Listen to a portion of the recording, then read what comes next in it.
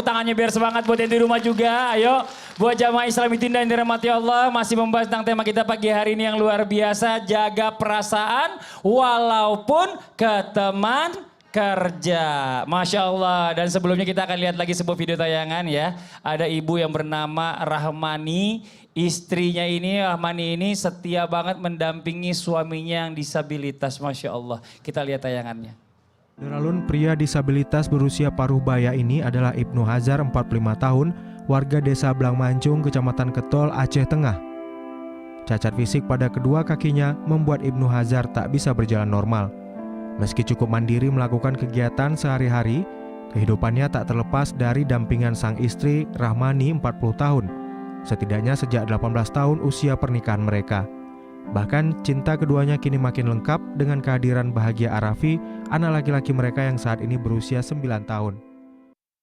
Ini Masya Allah ya, luar biasa ya buat jamaah Islamitin dan dirahmati Allah. Saya tuh suka ngelihat orang-orang yang gitu tuh senang banget Masya Allah. Jadi banyak banget masih tetap wanita itu yang sayang dan cinta sama suaminya walaupun suaminya memiliki keterbatasan. Luar biasa ya. Tapi ya banyak juga di luar sana wanita itu yang mudah tergoda. Kayak contoh kemarin mungkin pandemi aja, suaminya nggak bisa nyari duit aja minta cerai. Nah ini nih ya, nah ini bagaimana nih kalau ngelihat hal-hal yang seperti ini, apakah yang harus dilakukan atau mungkin ada masukan dari Habib? Silakan Bib, Fadol. Baik, Bismillahirrahmanirrahim.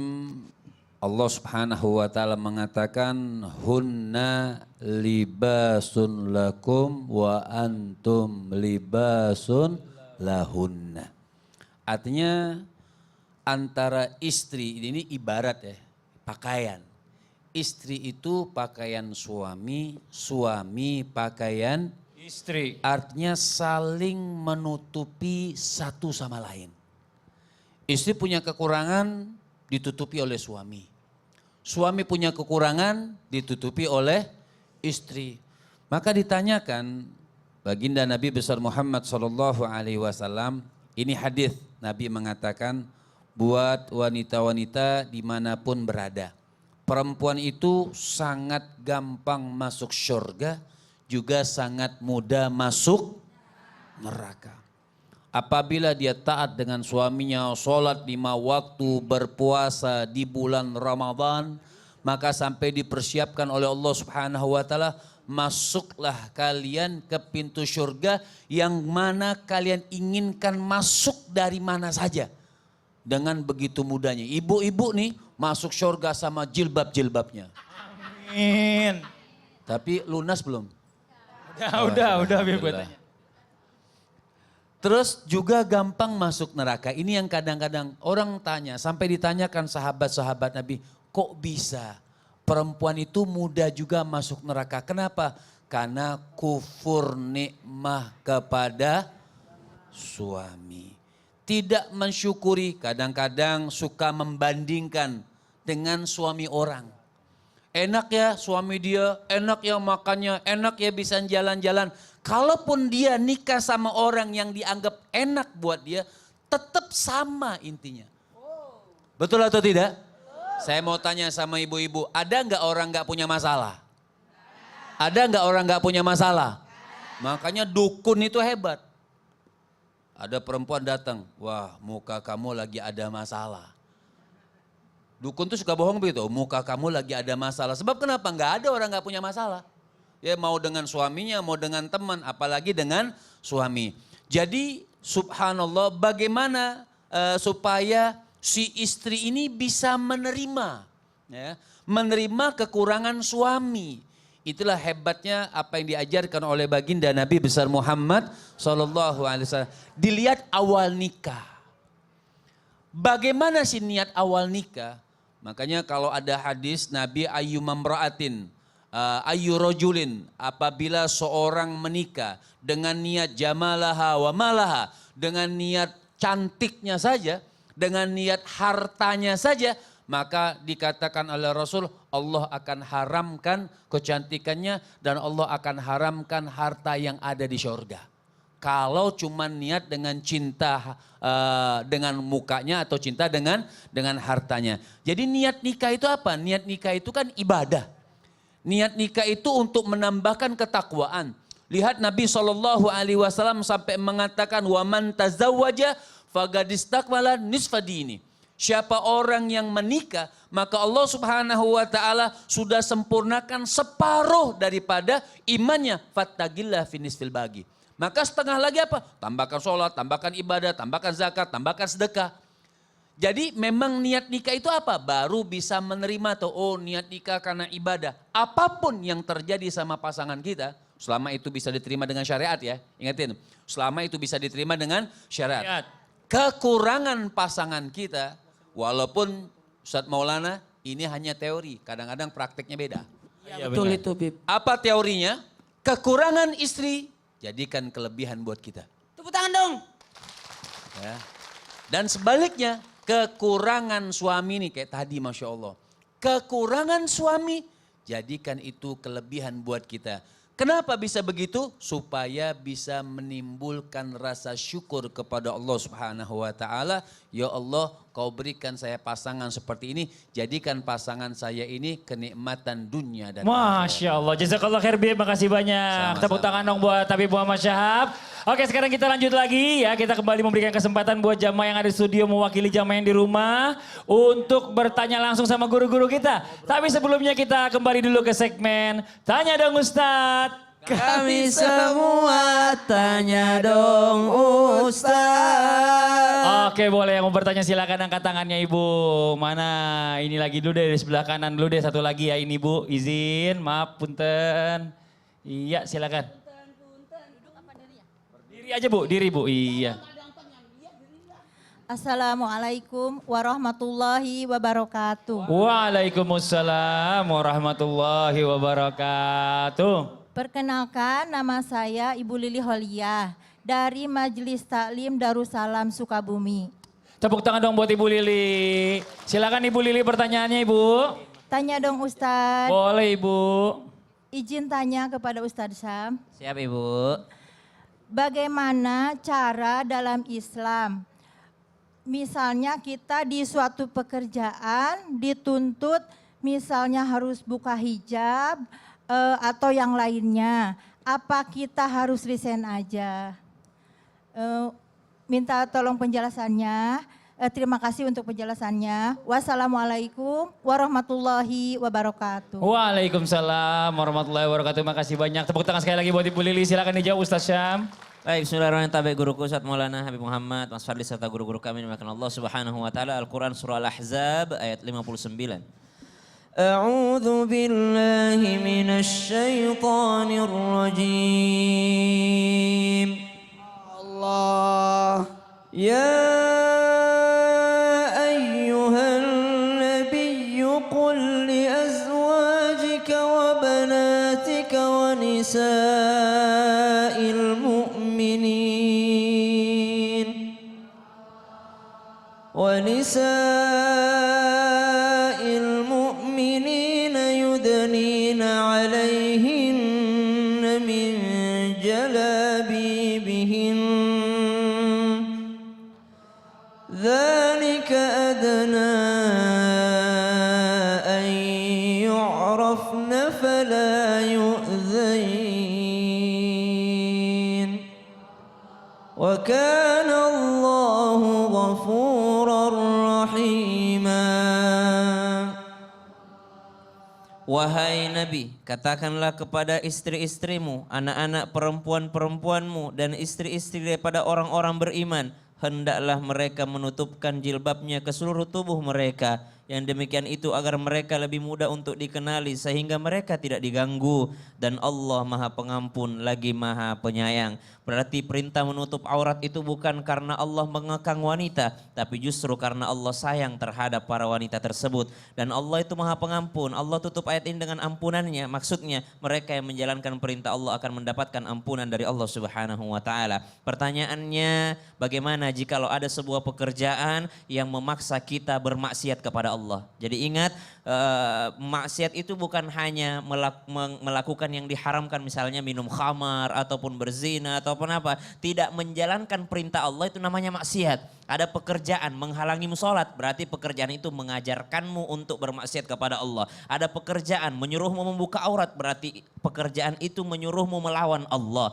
Maka apakah kita harus resign? Jawabannya sebagai orang beriman harus meninggalkan segala jenis perintah yang melawan daripada perintah Allah Subhanahu wa taala, karena tidak ada perintah di atas perintahnya Allah Subhanahu wa taala. Kalau yang mungkin masih perbedaan pendapat silahkan. Misal pekerjaannya kantornya tidak boleh pakai rok Ustadz, tidak boleh pakai jubah. Oh, ada ulama yang membolehkan misalnya pakai celana tapi longgar, itu masih boleh. Tapi ini disuruh buka hijab. Waduh, subhanallah. Kalau dia laki-laki silahkan jangan pakai hijab, tapi ini perempuan mesti menutup aurat, begitu pula dengan laki-laki. Masya, terima kasih banyak Ustaz Syam. Tepuk tangan buat Ustaz Syam. Ibu Lili makasih banyak. Kita lanjut lagi ke penanya berikutnya. Yang mau bertanya lagi boleh silakan angkat tangannya yo. Dari sebelah sini ya. Boleh ya, silakan Ibu, izin. Ayo. Assalamualaikum warahmatullahi wabarakatuh. Waalaikumsalam warahmatullahi wabarakatuh. Perkenalkan, nama saya Ibu Eli Sundari dari Majelis Ta'lim Nurul Jannah, Cipinang, Jakarta Timur. Wah, tepuk tangan dong, deket nih, nggak jauh nih. Iya, silakan Ibu pertanyaannya. Tanya dong Ustadz. Boleh Ibu. Izin bertanya pada Ustadz Maulana. Boleh. Bagaimana sikap istri? Bagaimana jika sikap apa? ini jika pacek HP suami, suami lagi chatting dengan rekan kerja. Suami kayak gitu harus... Mesra nggak? Chatnya mesra nggak sama rekan kerja? Mesra. Luar biasa. Terus? Mesra banget. Mesra Terus? banget. Mesra banget. Harus diapain? Harus diapain? Suami kayak gitu. Diikat apa gimana tuh suaminya? Enaknya harus diapain sampai kayak gitu. Kalau diikat berarti suaminya sayur. Tepuk tangan dong Bu. Ya, ya, makasih banyak. Ibu, biasanya jauh Ustadz Maulana. Izin Nabi, Ustaz Sam, dan Ibu yang... Terima kasih banyak kepada jamaah Islami Tinda yang dengan setia menonton terus Islami Tinda. Dan Islami Tinda tidak menghakimi. Islam itu indah. Kita berdasarkan dalil dan mengarahkan pada kebaikan. Kita tidak menyarankan untuk perceraian. Jikalau ada chattingan-chattingan pasangan, coba dicek. Ini mohon maaf ya Bu, handphone itu bisa jadi ada 2, ada 3, ada 1 disimpan di mobil, ada 1 disimpan. Dan bisa jadi. Pengalaman. Bukan Waduh, pengalaman ngajarin ini saya. pengalaman. Jamaah, yang terbaik ibu harus mengintrospeksi diri. Jangan langsung reaksinya, ini bahaya nih. Justru laki-laki ataupun wanita yang digituin nanti makin melunjak. Betul tidak? Jamaah, kita dilarang bersifat ad-dayus bagi laki-laki. Dan tidak boleh juga perempuan merasa terzalimi terus. Bisa jadi dia yang menzalimi. Betul tidak? Betul tidak? Maaf ya tanpa menggurui. Reaksi yang pertama mau diapain? Reaksi kita adalah sabar dulu. Jangan sampai justru reaksi kita yang menyebabkan kitalah yang sumber masalah. Sabar. Ya, tapi Ibu orangnya sabar itu. Ya, habis sabar doa. Oh, doa. Setelah doa pahami dulu titik Ya. masalahnya. Kemudian cari solusi. Iya. Jangan lupa introspeksi diri. Iya, buat ibu-ibu yang suaminya di rumah kelihatan baik-baik aja, coba cek di mobil ada handphonenya lagi kan. Kompor. Makasih banyak Ustadz Maulana. Tepuk tangan buat Ustadz Maulana. Ini Masya Allah. Luar biasa akal-akalan kucing-kucingan. Oke, kita lanjut lagi, mau bertanya lagi boleh, silakan angkat tangannya ayo dari sebelah sini. Ayo, yang sebagian atas nih, silakan Ibu, izin, maaf. Assalamualaikum warahmatullahi ta'ala wabarakatuh. Waalaikumsalam warahmatullahi wabarakatuh. Perkenalkan, nama saya Ibu Tri Kartikawati dari Majelis Taklim Nurul Jannah, Cipinang, Jakarta Timur. Tepuk tangan buat Ibu Tri, Masya Siap, Allah. cara bertanyanya. Iya, tegas. Silakan Bu Tri. Mau bertanya dong kepada Habib Maaf, Bapak, duduk. Muhammad. Bukan ditanya bukan Sekarang Bapak. udah duduk, gantian. Iya, duduk dulu. Silakan Ibu Tri. Habib, saya mau bertanya, Mm-mm. gimana kalau kita bekerja terus diajak keluar kota dengan atasan kita tetapi yang bukan mahramnya? Waduh. Oh. Itu solusi cara menolaknya gimana Habib? Iya. Baik. Mohon pencerahannya. Iya.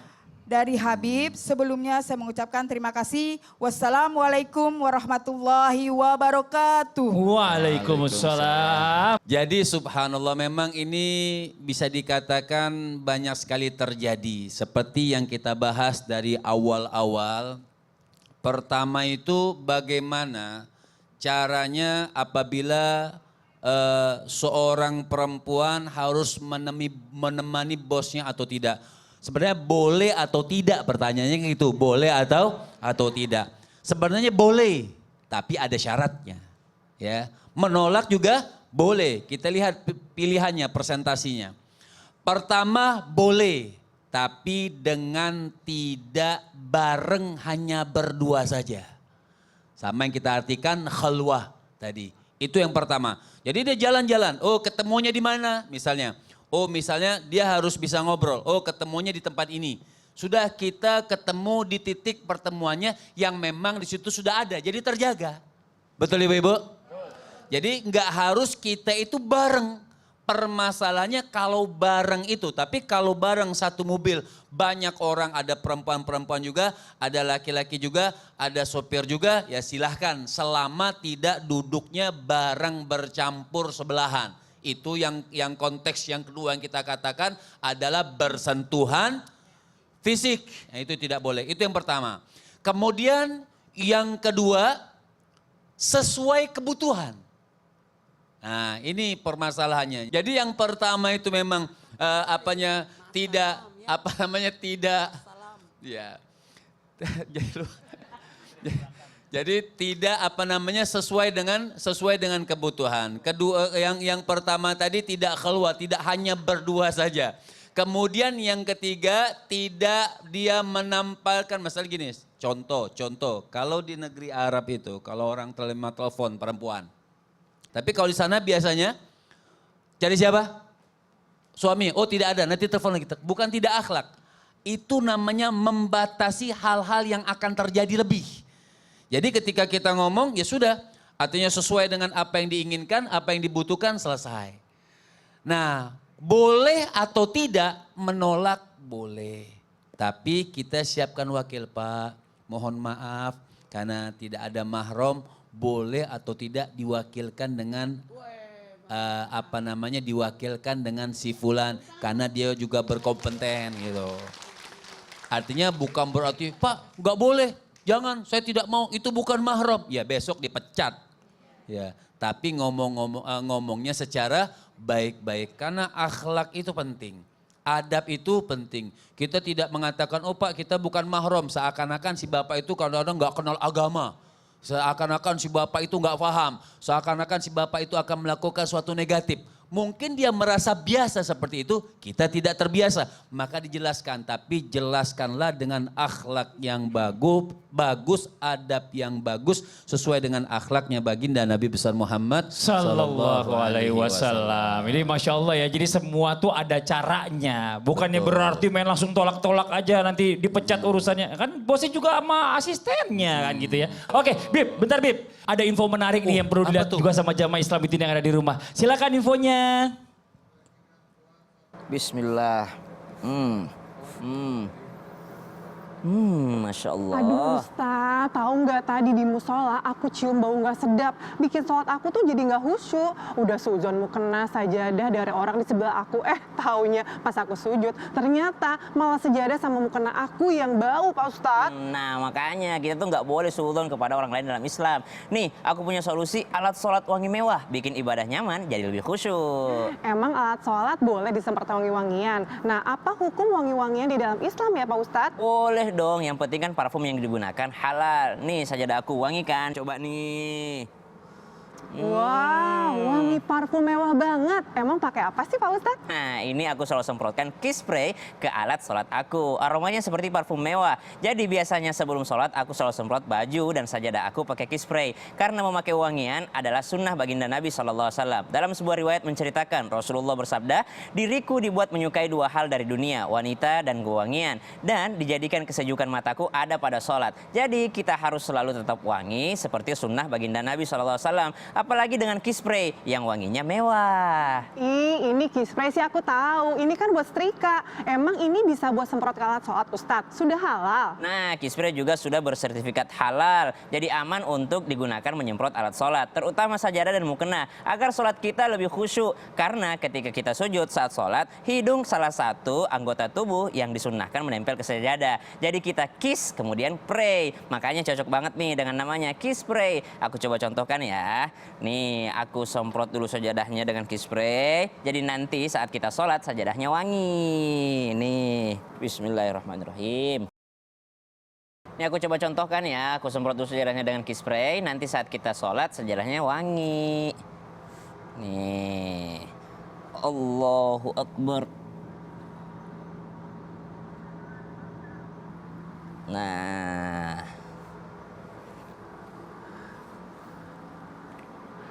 Wah, aku minta ya Ustadz. Aku juga mau kayak Ustadz. boleh dong nih. Kita langsung coba. Wow, abis semprot ke mukena dan sejadah pakai key spray, pasti wangi sepanjang hari dan sholat jadi lebih khusyuk. Tapi Pak Ustadz, biasa beli di mana sih key spray ini? Nah, bener kan? Kalau disemprot ke mukena dan sajadah, sholat lebih nyaman karena wangi terus. Itu buat kamu aja deh. Tapi nanti kalau habis, tinggal beli di supermarket atau minimarket terdekat ya. Yeay, makasih banget Pak Ustadz. Mulai sekarang aku bakalan kayak Ustadz juga deh. Semprot key spray ke mukena, sejadah, kerudungan, baju, semuanya deh aku pakai key spray. Jadi wangi mewah sepanjang hari, nggak gampang bau apek. Nah, betul dong. Karena key spray, wangi mewah, teman beribadah. Alhamdulillah. Lillah.